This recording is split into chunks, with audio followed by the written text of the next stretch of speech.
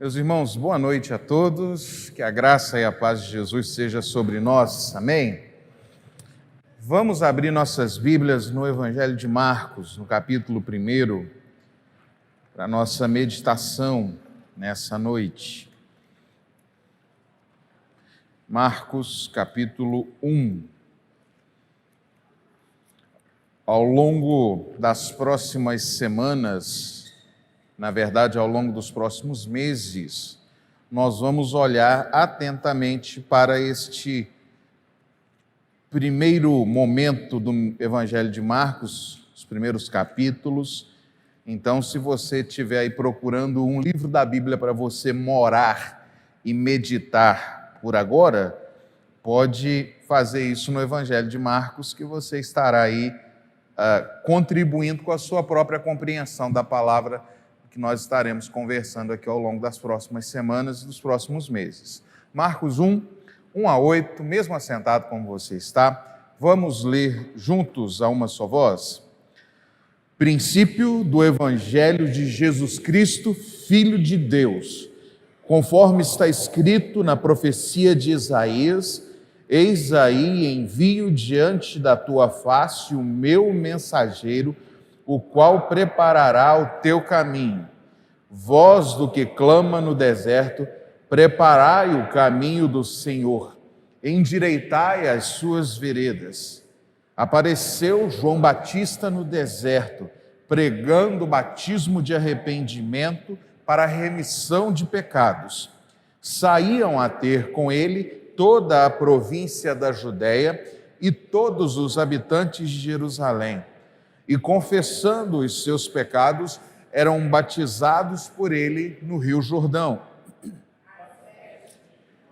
Eram feitas de pelos de camelo. Ele trazia um cinto de couro e se alimentava de gafanhotos e mel silvestre. E pregava, dizendo: após mim vem aquele que é mais poderoso do que eu, do qual não sou digno de, curvando-me, desatar-lhe as reias das sandálias. E vos tenho batizado com água. Ele, porém, vos batizará com o Espírito Santo. Até aqui a palavra do Senhor. Oremos. Ó Deus, desvenda-nos os olhos para que contemplemos as maravilhas da tua lei. Em nome de Jesus. Amém. Meus irmãos, em 12 de agosto de 1859, desembarcava no Rio de Janeiro um jovem, um moço de 27 anos. Ele vinha dos Estados Unidos da América. Ele não sabia falar português. Ele nunca tinha pisado em um país tropical. Naquele tempo, o Brasil padecia, dentre outras coisas, com muitas dessas enfermidades tropicais, algumas já erradicadas hoje em dia, como cólera, febre amarela e tantas outras. E esse rapaz, então, de 27 anos, que não falava português, que nunca tinha viajado para um país tropical, aqui chegando, começa a pregar o Evangelho, desenvolver o seu ministério. E ele começa a dar aula de inglês, em troca de aulas de português. Então ele ensinava inglês e aprendia português. Ele transitava pela cidade, estudava Bíblia com os estrangeiros, ele conversava com as pessoas e ele começou a desenvolver uma missão aqui, porque ele tinha um chamado de vir pregar o Evangelho no Brasil.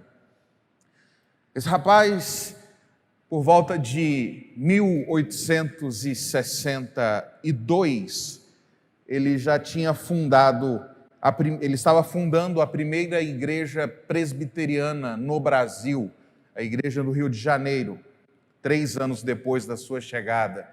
Em 1863, ele se casa com uma moça americana chamada Ellen Murdoch. O nome desse rapaz era Ashbel Green Simonton, primeiro missionário presbiteriano que veio para o Brasil. Ele se casa em 1863. Em 1864, no mês de junho, nasce a primeira e única filha deles, a Ellen também, levando o mesmo nome da mãe. A menina nasce em junho, em novembro, quando ela tinha 5 meses, a mãe morre. Então nós temos um rapaz de 30 anos, num país estrangeiro, viúvo, missionário, com uma criança de 5 meses para criar. Mesmo em meio a isso tudo, ele continua o seu ministério, ele abre o primeiro jornal protestante do Brasil, ele funda o primeiro sínodo, as igrejas presbiterianas começam e continuam sendo plantadas, ele treina líderes, ele ensina teologia e começa a formar líderes, até que em 1867, então com 34 anos, Simonton morre de febre amarela. E a criancinha, a Ellen, com 3 anos de idade, volta para os Estados Unidos para ser criado pelos familiares dele. 7 anos. 7 anos de um rapaz que não sabia falar português, que teve 1 ano de casado e ficou viúvo, ficou com a sua filhinha de 5 meses. Quando ela tinha 3, ele falece. É muito improvável, seria muito improvável nós pensarmos que um ministério desse pudesse vir a ter sucesso. Humanamente falando, na nossa métrica, na nossa régua, tem tudo para dar errado. Tem tudo para dar errado. Mas Deus resolveu fazer dar certo. E 165 anos depois, aqui estamos nós, frutos daquele trabalho, daquele menino com um chamado no coração, que vai na cara e da coragem na cara e na coragem para um país como o nosso, que sofre baques tão grandes como a viuvez, as suas próprias enfermidades, os desafios linguísticos, até a sua própria morte com apenas 34 anos de idade. Ministério improvável, mas que Deus resolveu abençoar. O ministério de João Batista é também um ministério improvável. É um daqueles ministérios que não nos chamam a atenção por muitos critérios que talvez nós viéssemos a pensar quando nós lemos a palavra de Deus. E nós vamos olhar para esse texto e perceber isso ao longo da nossa análise dessa passagem. Primeiro, eu julgo que ao lado do Evangelho de João, o Evangelho de Marcos é o que tem o início mais bonito de todos. O de João é muito teológico e muito longo, mas o início do Evangelho de Marcos é um versículo só. E esse um versículo só é teologicamente impactante. Ele diz: princípio do Evangelho, da boa notícia, acerca de Jesus Cristo, o Filho de Deus. Marcos não sabe fazer mistério. Marcos não sabe fazer, aquela coisa que a gente gosta, que a gente vê os vendedores da internet hoje dizendo: arrasta para cima, clica no link, arrasta até o final, no final vai ter um vídeo, o vídeo que te manda para um outro Instagram, até você descobrir no final das contas qual é o produto que o cara está vendendo. Marcos não seria um bom vendedor para a internet hoje em dia, porque ele de cara já diz sobre o que ele vai falar. Ele vai dizer: o meu evangelho vai defender uma tese: Jesus Cristo é o Filho de Deus. E aí a gente lê o Evangelho de Marcos a partir dessa perspectiva que ele diz na primeira frase: Jesus é o Filho de Deus. E o primeiro argumento dele é porque acerca dele estão se cumprindo profecias. Versículo 2, porque está escrito no profeta Isaías: eis, aí envio diante da tua face o meu mensageiro, o qual preparará o teu caminho. Aí você pensa: pastor, mas isso não é Isaías, isso é Malaquias. Só que a segunda parte do versículo é Isaías, e havia uma prática na cultura dos judeus da época de quando você citava um bloco, você mencionava o nome do profeta maior que estava no bloco, e no caso Isaías, que é a citação do versículo 3: voz que clama no meio do deserto, preparai o caminho do Senhor, endireitai as suas veredas. Então, ele cita aqui, por um lado, Malaquias, capítulo 3, versículo 1, no versículo 2, e no versículo 3 ele cita Isaías, capítulo 40, versículo 3. E ele dizendo, essas mensagens foram pregadas, foram ditas pelos profetas, apontando para que viria um antecessor do Messias, que ele viria preparar o caminho. E aí ele vai e diz, apareceu João Batista. João Batista é o cumprimento dessa profecia. João Batista é o imediato anterior à manifestação do Messias. Apareceu João Batista onde? No deserto. Ministério improvável. Apareceu João Batista na capital populosa? Não. Apareceu João Batista num grande salão, muito bem situado? Não. Apareceu João Batista no meio dos doutores da lei? Não. Apareceu João Batista em Atenas? Não. Apareceu João Batista em Roma? Não. Apareceu João Batista onde? No meio do deserto. A gente, humanamente falando, fala, essa estratégia de Deus já começou ruim. Como assim vai começar o ministério no deserto? No ermo? Na sequidão? É improvável que o negócio desse dê certo. Um ministério no deserto, onde não tem ninguém, mas é para lá que Deus mandou. Pregando o batismo de arrependimento para a remissão dos pecados. Também é uma mensagem pouco convidativa. Não é uma mensagem de prosperidade. Não é uma mensagem de cura. Não é uma mensagem de libertação. Não é uma mensagem das mais afáveis. Nós vemos nos outros evangelistas as palavras de João Batista normalmente muito duras. Ele era um pregador improvável, com uma mensagem improvável. Não era uma mensagem agradável aos ouvidos caprichosos e mimados dos seus ouvintes. Diziam, as pessoas chegavam e ele pregava assim, se arrependam dos seus pecados. O machado já está posto à raiz para cortar vocês e lançar vocês no fogo. Raça de víboras, quem fez vocês acharem que vocês vão fugir da ira vindoura? Um ministério improvável, no meio do deserto, pregando uma mensagem dura de que com pecado não vai ter como ter comunhão com Deus.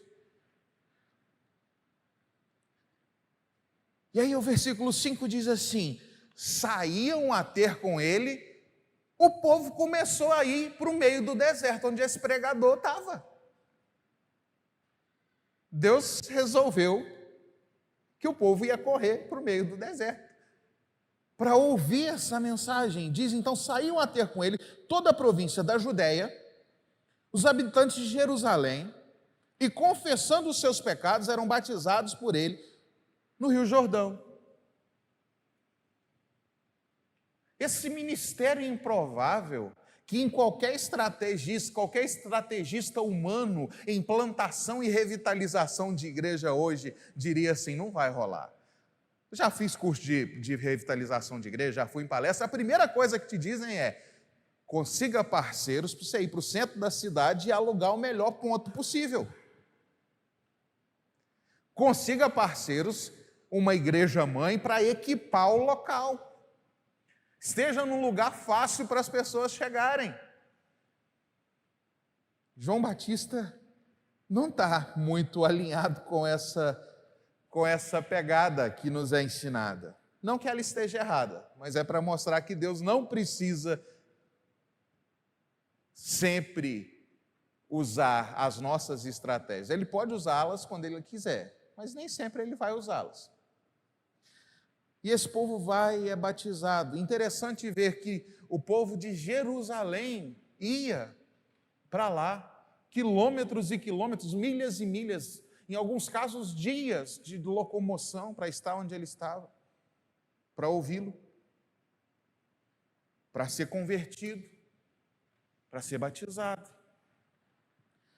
O texto então vai nos dizer alguns outros detalhes. As vestes de João eram feitas de pelos de camelo e ele trazia um cinto de couro e se alimentava de gafanhotos e mel silvestre.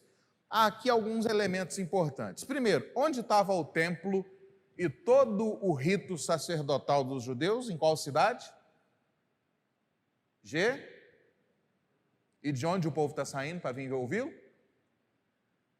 Eu tenho todo o aparato religioso na minha cidade, mas eu saio de Jerusalém para eu ouvir um pregador no meio do deserto. Por que a Bíblia, revelada propositalmente, faz questão de dizer para nós qual roupa e qual comida eram as de João Batista? Porque João Batista era um sacerdote de linhagem. O pai dele, Zacarias, era um sacerdote do turno de Abias. E a mãe dele era descendente de Arão. Então ele é filho de um homem levita e de uma mulher levita. Um homem que exercia o sacerdócio. Qual que era então o destino dele? Ser sacerdote. Então por que a Bíblia fala assim? O que ele vestia, o que ele comia? Porque o que vestia o sacerdote? Estola sacerdotal. Toda paramentada, com as pedras preciosas, o cinto, tudo. Mas ele é um sacerdote diferente, ele veste couro, pelo dos animais. O que os sacerdotes comiam? Partes das carnes nobres que eram levadas para o sacrifício, eram retiradas para o sustento do levita. Ele comia daquilo que as pessoas apresentavam. O que João Batista come? Gafanhoto e mel. Então, a Bíblia não faz relatos que não sejam propositais. Existe todo um sistema religioso em Jerusalém, mas o povo não quer ouvir os de Jerusalém. O povo corre para o deserto. Existe toda uma cerimônia bela no templo, de homens bem paramentados, mas o povo vai ouvir o cara que está vestido com couro de animal. O sustento dele não é tirado daquilo que o povo está ofertando. Ele come do que tem no mato, do que ele consegue tirar ali da própria natureza. Ou seja, ele também não é uma figura atraente. Ele não tem toda a pompa da religião do seu tempo. Ele não goza daquela aura da autoridade religiosa com os paramentos, os vestimentos, toda a estrutura do templo consigo. Não. Ele é alguém que a gente costuma falar, um outsider. Ele está fora daquilo que é comum. E esse homem está lá, pregando, e gente sendo batizada, gente sendo convertida. E os dois últimos versículos então dizem, e ele pregava, e ele dizia, depois de mim vem aquele que é mais poderoso do que eu. Eu não sou digno de me curvar. Então assim, não é, eu não sou digno de ficar em pé olhando na cara dele. Não é, eu não sou digno de ficar sentado perto dele. Eu não sou digno de botar a cara na poeira e desamarrar a sandália dele. O pé é a parte suja, impura do ser humano. Desamarrar a sandália, mexer com o pé é coisa de escravo. Eu estou abaixo de um escravo, eu não sou digno de ser nem escravo dele. Eu não sou digno nem de pegar nos pés empoeirados e imundos dele. Os pés sujos dele, depois de uma longa caminhada, são limpos demais para mim. Eu não sou digno de fazer sequer isso. Porque eu estou batizando vocês aqui com as águas. Mas ele, quando chegar, ele fará com que vocês sejam batizados no Espírito, pelo Espírito Santo de Deus. Ministério improvável, mas que Deus resolveu abençoar. Porque ele também não era aos próprios olhos, um grande homem. Ele está dizendo, vocês estão vindo até aqui, vocês estão se arrependendo, mas olha, eu não sou nada, eu não sou ninguém. Nesses tempos que a gente vive de pastores, apóstolos e profetas que colocam suas fotos gigantescas nas portas e painéis de suas igrejas, de gente que faz camisa com a foto do próprio pastor, meu pastor, de gente que acredita nesse negócio de cobertura espiritual, de que, olha, eu tenho um líder sobre mim, que se ele mandar eu rastejar no chão, eu rastejo, porque é a minha autoridade espiritual. Não, João Batista não tinha preocupação de ser autoridade espiritual, que está com foto gigante na parede da igreja para os outros idolatrá-lo, não. João Batista diz, eu sou um ninguém, o grande de verdade é aquele para quem eu estou apontando. É Ele. Essa deve ser a figura de todo aquele que prega o Evangelho. Mas, meus irmãos, pensando de maneira prática para mim e para você, nós precisamos entender algumas coisas. Que o chamado de João Batista é exatamente o mesmo chamado de todo cristão. João Batista é chamado para preparar o caminho para a primeira vinda de Cristo. João Batista tem um ministério muito claro, o Salvador virá e você vai avisar as pessoas de que Ele está vindo. E essa é exatamente a mesma missão que todos nós temos. Nós preparamos o mundo, nós dizemos para as pessoas, arrependam-se dos seus pecados, creiam em Jesus, recebam o perdão, porque é vindo, é próximo o reino dos céus, Jesus está voltando. Nós temos o mesmo ministério. Talvez você diga, mas pastor, João Batista era sacerdote, eu não sou. Deixa eu te dizer um negócio, você é. Apóstolo Pedro, na sua primeira carta, capítulo 2, versículo 9, vai dizer, vocês são raça eleita, nação santa, sacerdócio real. Você é sacerdote. Apocalipse capítulo 1, versículo 6, e nos constituiu reino, sacerdotes de Deus, sacerdotes do Altíssimo. Ou seja, desde aquele momento em que você foi convertido a Cristo e que o Espírito Santo está sobre você, você tem sobre si também uma função sacerdotal. A função sacerdotal é uma função de conexão das pessoas com Deus. Nós somos aquilo que o apóstolo Paulo chama de os ministros, os embaixadores da reconciliação. Nós anunciamos que Deus quer se reconciliar e que convida todo aquele pecador que nele crê para que se reconcilie com Ele. Portanto, por mais que você diga não há similaridade entre João Batista e eu digo há totalmente. Ele anunciou a primeira vinda, você está comandado pelo ID a anunciar a segunda vinda. Ele era sim um sacerdote diferente e você também é um sacerdote diferente. Mandado, chamado pelo próprio Deus. Eu quero que você entenda algumas coisas para você colocar em prática. Primeiro, que você também é um missionário improvável. Porque essa é uma grande coisa que muitas pessoas dizem, pastor, essa coisa de pregar o Evangelho, de falar de Jesus para os outros, eu creio que tem gente preparada, separada para isso, mas talvez não seja para mim. O ide é para todo o crente, ide, portanto, preguem o Evangelho a toda criatura, batizem as pessoas em nome do Pai, do Filho e do Espírito Santo, para todo mundo.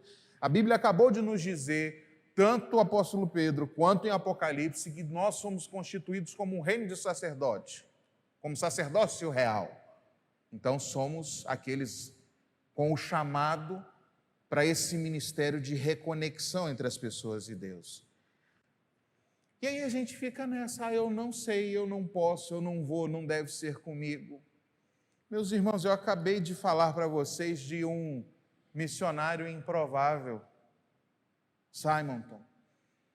O pai das missões modernas, William Carey, ele era um sapateiro, sem formação teológica, mas que resolveu ser um evangelista e foi pregar o evangelho.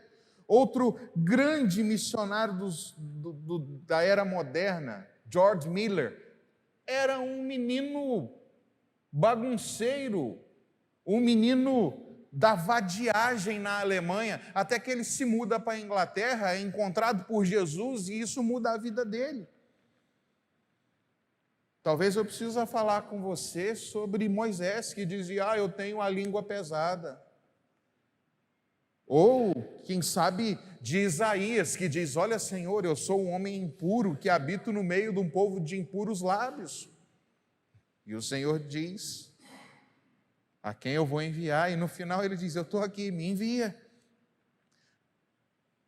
Quem sabe aquele leproso, curado por Jesus e que sai anunciando para todo mundo sobre o que ele fez. Aquela mulher samaritana à beira do poço, tida como a ralé da sociedade, mas que tem um encontro com Jesus e faz questão de sair dizendo para todo mundo que ela viu quem Jesus era. Quem sabe como os apóstolos, homens comuns, pecadores, pescadores, cobradores de impostos, militantes políticos, profissionais, jovens, homens comuns, chamados por Deus para pregar o Evangelho. Eu quero que você abra a Bíblia comigo em primeira carta de Paulo aos Coríntios, no capítulo 1, versículo 26 a 29. É um texto que você conhece muito bem, mas que é de profundo encorajamento para todos nós. Primeira aos Coríntios, capítulo 1, versos 26 a 29. Vamos lá juntos? Irmãos, não reparai, pois, na vossa vocação, visto que não foram chamados muitos sábios segundo a carne, nem muitos poderosos, nem muitos de nobre nascimento. Pelo contrário, Deus escolheu as coisas loucas do mundo para envergonhar os sábios, e escolheu as coisas fracas do mundo para envergonhar as fortes. E Deus escolheu as coisas humildes do mundo e as desprezadas e aquelas que não são, para reduzir a nada as que são, a fim de que ninguém se vanglorie na presença de Deus. O que é que Paulo está dizendo aqui? Deus pegou os fracos mesmo. Deus pegou aqueles que são, à própria vista, incapazes mesmo, para que no final das contas haja uma nítida percepção: toda obra feita, toda alma convertida, toda vida abençoada não foi por mim. Por isso Paulo termina assim: para que ninguém se vanglorie diante de Deus. É para que nós mesmos percebamos essa nossa pequenez, essa nossa incapacidade e nos coloquemos nas mãos de Deus, em total dependência, para que Ele faça prosperar em nós aquela obra que Ele tem para fazer.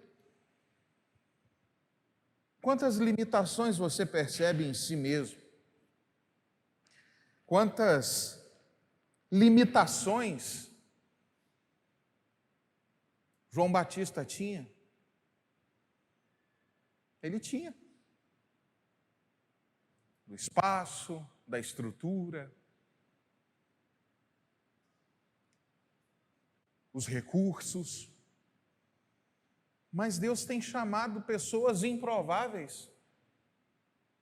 Quantas crianças têm sido poderosas pregadoras do Evangelho? Quantas igrejas começaram através de crianças que foram convertidas e com elas vieram todas as suas famílias? Quantos jovens que foram os primeiros convertidos de seu lar e automaticamente eles foram vivendo o Evangelho dentro de casa e daqui a pouco veio pai, mãe, vovó e tinha uma família inteira rendida aos pés de Jesus? Porque Deus usa missionários improváveis. Porque Deus usa gente que acha que não é, que acha que não faz, mas gente que bota o coração na obra e diz: se o Senhor está me chamando, eu vou. Ainda que pareça uma loucura eu ir para o meio do deserto. Ainda que eu acho que eu não sei falar, ainda que eu acho que eu não sei pregar, ainda que eu acho que as palavras vão me faltar. E aí eu me lembro do Senhor falando diante dos seus apóstolos o seguinte: olha, vai ter um tempo que vocês vão estar diante dos reis, mas não se preocupe que eu, pelo poder do Espírito, vou dar a vocês as palavras que vocês precisam falar diante deles. E toda vez que nós vamos evangelizar alguém, é uma ilusão. E muitas vezes essa nossa desculpa para não evangelizar é porque a gente acha que a evangelização obtém resultado por causa de nós.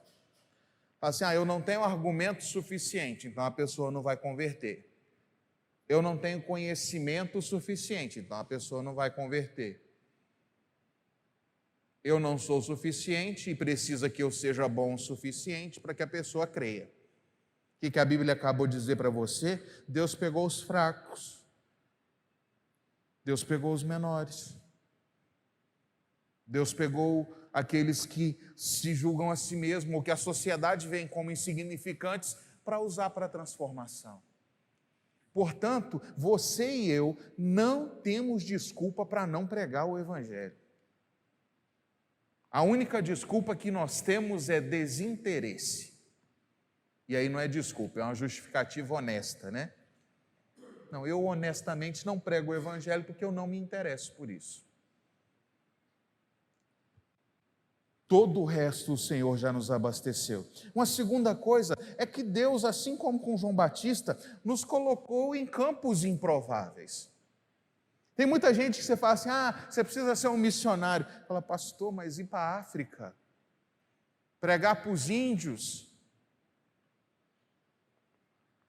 Ir para as comunidades ribeirinhas no Amazonas? Porque você está olhando para os campos prováveis, os campos comuns, para onde, entre aspas, todo missionário vai.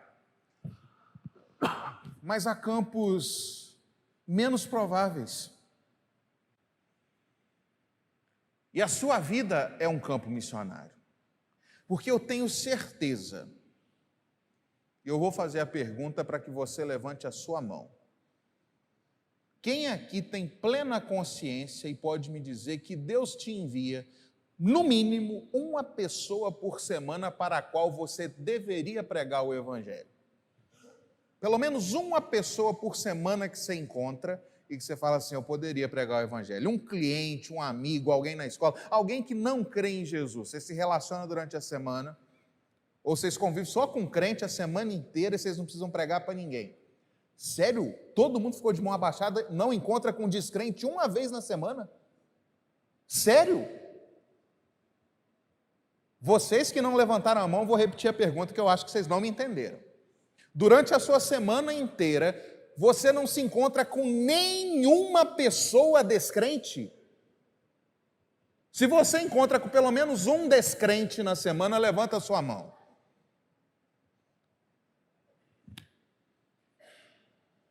Você tem um campo missionário toda semana. Toda semana. Você já entendeu que você tem o mesmo benefício de João Batista? Você está aí paradão, vivendo a sua vida, estudando, trabalhando, comendo, bebendo, malhando, jogando bola, e Deus está mandando gente para você, igual Ele fez com João Batista. João Batista estava lá no deserto, e Deus mandou. E foi chegando gente. Você está aí, vivendo a sua vida. Enquanto você vive, Deus está te mandando gente. A diferença é que o João Batista pregava, e talvez você não esteja pregando. A diferença é que o João Batista anunciava o Evangelho, talvez você não esteja anunciando. Mas nós temos esses campos improváveis. O campo de João Batista não era cheio de todo o aparato tecnológico, uma bela estrutura, com ar-condicionado, era o deserto. O seu campo é a sua sala de aula, com seus amigos que fazem bolinho ali e vão bater papo sobre um monte de trivialidades. O seu campo missionário é aquele colega seu que só fala besteira o tempo todo e que o sentido da vida dele é chegar sexta-feira para encher a cara de cachaça. Seu campo missionário é aquela amiga sua que está o tempo todo só pensando no cara que ela vai pegar, se vestindo de maneira fútil, vulgar, sensual. Seu campo missionário são aqueles seus amigos que estão deprimidos, que estão ansiosos, aquelas pessoas que têm falado com você diariamente que a vida delas não tem sentido. O seu campo missionário é toda a gente desesperada que passa perto de você vezes e mais vezes por semana, precisando de uma coisa, alguém para se segurar, e você tem a mensagem para entregar para ela. Esse é o seu campo missionário. Não é na África. Eu não estou dizendo para você, olha, abandona tudo agora, sai da escola, sai da faculdade, olha, pede demissão do seu trabalho, entre num avião aqui, vá para o Irã, vá para o Iraque, vá para a Ucrânia. Não, eu estou dizendo, continue vivendo a sua vida. E aquelas pessoas que Deus está mandando para você, sistematicamente, no mínimo um descrente por semana, você encontra. Prega para esse povo. Evangeliza, fala do amor de Jesus, diga para os desesperados que existe uma esperança, diga para os amedrontados que existe uma segurança, diga para os ansiosos que há um lugar para descansar, diga para quem está perdido que existe uma direção, mas prega. O seu campo missionário improvável é a sua vida.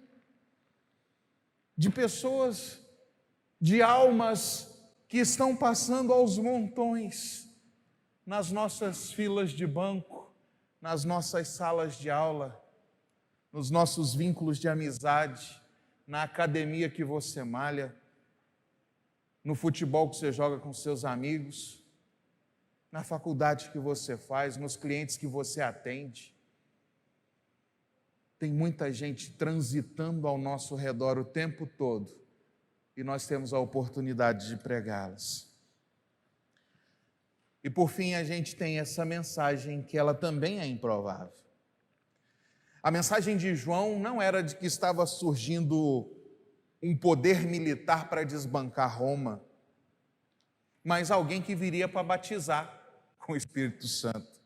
A mensagem de João não era que depois de séculos de opressão política, por N nações diferentes, vários momentos, sofrendo na mão de estrangeiros, toda sorte de perseguição, vergonha, que viria um rei que iria botar ordem na casa e que voltaria a ter uma independência para o povo de Israel. Não era essa a mensagem de João. A mensagem dele era, olha, vocês estão sofrendo, tudo isso está acontecendo, e a palavra que vem para vocês é, vocês estão em pecado, vocês precisam se arrepender. O mundo é o nosso deserto. Tem muita gente que precisa ouvir uma mensagem, a nossa mensagem é uma mensagem meio improvável também. Porque a nossa mensagem não é a mais culturalmente aceita. Nos dias em que as pessoas gostam tanto de ouvir que elas estão certas o tempo todo, uma mensagem que diz que você precisa mudar de vida é muito ofensiva. Nos dias em que as pessoas gostam tanto de um triunfalismo, de vitória, vitória, vitória, vitória e prosperidade, alguém que diz, negue-se a si mesmo, toma a sua cruz. Esse evangelho não é muito popular. Humanamente falando, não é uma mensagem que provavelmente iria atrair alguém. As nossas mensagens, falando para esse mundo pluralista, que diz que todas as crenças estão corretas, que todos os caminhos levam a Deus, de que todo mundo está certo, e a gente dizer, olha, só existe um caminho, só existe uma verdade, só existe uma vida, e este é Jesus Cristo. Essa não é uma mensagem palatável para o nosso tempo. É uma mensagem que gera muito desgosto. A nossa mensagem, ela não vai surfar no algoritmo das redes sociais. Ela não se enquadra nos parâmetros que as Big Techs resolveram para impulsionar. A nossa mensagem não vai acariciar pecadores sem que eles se arrependam. A nossa mensagem pregará que todos pecaram e dependem que a graça de Deus os alcance e os salve. A mensagem que nós temos para pregar, ela já está pronta, ela foi revelada. E nós vamos comunicá-la com a fé de que o Espírito Santo converterá corações. Não com a fé em nós, não com a convicção em nós mesmos, na nossa força. Porque, meus irmãos, esse é o chamado para todo crente. Você foi chamado para pregar essa mensagem. Jesus transformou a sua vida. Jesus mudou a sua história. Talvez você olhe para pessoas que estão passando por situações que você diz assim, olha, que loucura, que situação deplorável, desagradável. E ao invés de se ensoberbecer, você prontamente pensa, olha, eu só não estou no mesmo estado porque Jesus me salvou. E aí nós precisamos olhar para o próximo e dizer, eu quero dar para ele, eu quero ofertar para ele a mesma salvação que me alcançou. O mesmo Jesus que me alcançou. Meu irmão, minha irmã, o chamado é nosso. Você é um missionário improvável, num campo improvável, com uma mensagem improvável, nesse nosso mundo tão cientificista, de que tudo tem que ser provado e testado em laboratório, uma fé tão metafísica quanto a nossa é prontamente rejeitada. Ela é, nesse caso, prontamente, literalmente improvável. Mas nós fomos chamados a cumprir esse ministério. E um desafio opressor para nós é pensar, ao longo da nossa vida, ao longo da nossa caminhada com Deus, quantas pessoas nós conduzimos a Cristo? Quantas pessoas, a história delas passa pelo agir de Deus através da minha vida para que elas se tornassem crentes no Senhor Jesus? Quantos frutos na evangelização eu gerei? Claro, nós temos o privilégio, muitos de nós, de dizer, olha, o meu principal fruto está dentro da minha casa. Os meus filhos são crentes, meus filhos creram, os meus filhos estão firmes. Mas nós somos chamados a ir além. O mundo clama por salvação, o mundo está desesperado, as pessoas não têm sentido nenhum, elas não têm direção nenhuma. E eu queria que nessa noite, ao ouvir esse chamado, talvez você desse uma resposta, porque o chamado é claro. O chamado é, vá pregar o evangelho onde você está. Não estou te falando para ir para o meio dos índios.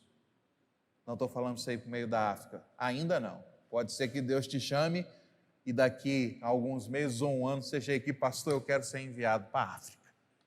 Pastor, eu quero ir para as comunidades ribeirinhas lá no Amazonas. Pode ser.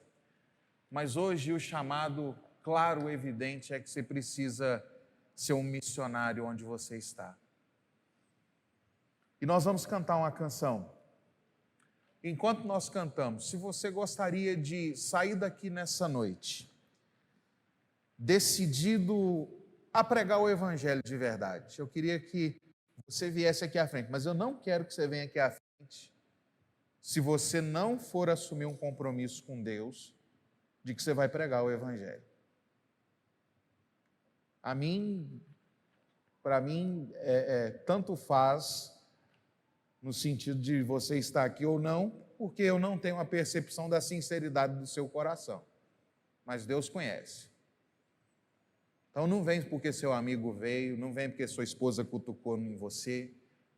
Enquanto nós cantamos, se você entendeu que o seu chamado é pregar o evangelho para alguém, você quer atender esse chamado, de cumprir esse ministério, você vai vir aqui à frente e na oração final eu quero orar por você. Ó Deus, Pai, os nossos irmãos atendem nessa noite não o meu chamado, não a minha convocação, mas a tua. Portanto, ó Deus, as alianças feitas nos corações aqui nessa noite não são comigo, são contigo. Os votos, as decisões realizadas aqui não são diante de mim, são diante de ti. Por isso, ó Deus, eu peço que o Senhor os capacite, que o Senhor derrame sobre eles a tua unção, que o Senhor dê a eles as palavras certas, o discernimento, os momentos certos, para falarem do teu amor.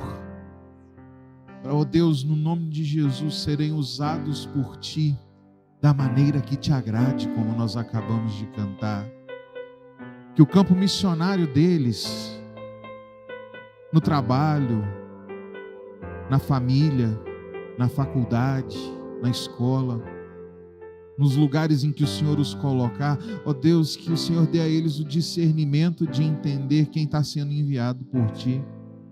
Que as pessoas não cruzem os caminhos deles sem que eles percebam que foram enviados com os ouvidos prontos para ouvir a mensagem que o Senhor tem para entregar.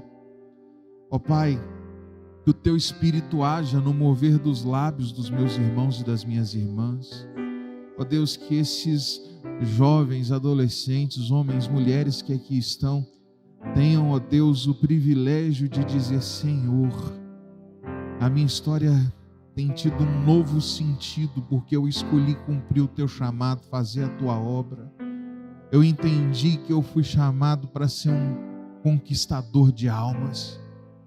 Eu fui chamado para conduzir vidas perdidas à salvação pelo Evangelho de Jesus. E que, ó Deus, esses irmãos, essas irmãs, agora encorajados, empoderados, fortalecidos pelo Senhor, possam ir para a vida comum, para esses campos missionários improváveis, e serem os missionários poderosos que o Senhor há de fazer deles. O Senhor que levantou na história analfabetos, levantou na história sapateiros, levantou na história pescadores, lavadeiras, homens e mulheres comuns. O Senhor que tem levantado gente neste mundo inteiro para pregar a tua palavra, para viver o teu evangelho. Que nessa noite o Senhor tenha levantado aqui verdadeiros evangelistas.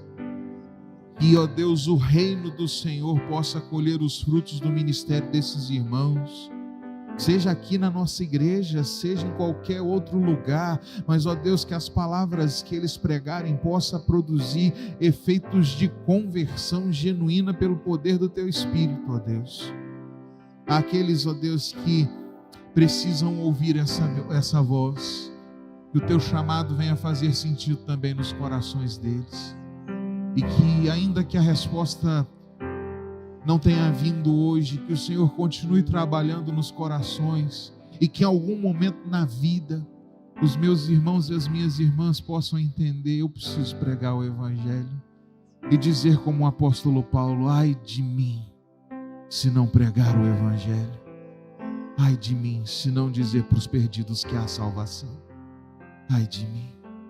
Obrigado, ó Deus, porque o Senhor continua chamando pessoas imperfeitas para aperfeiçoá-las em Ti e capacitá-las para fazer a Tua obra. É a nossa oração. Irmãos queridos, vão em paz. Que a graça, o amor e a comunhão do Deus Trino seja e permaneça sobre todos vocês hoje e para sempre.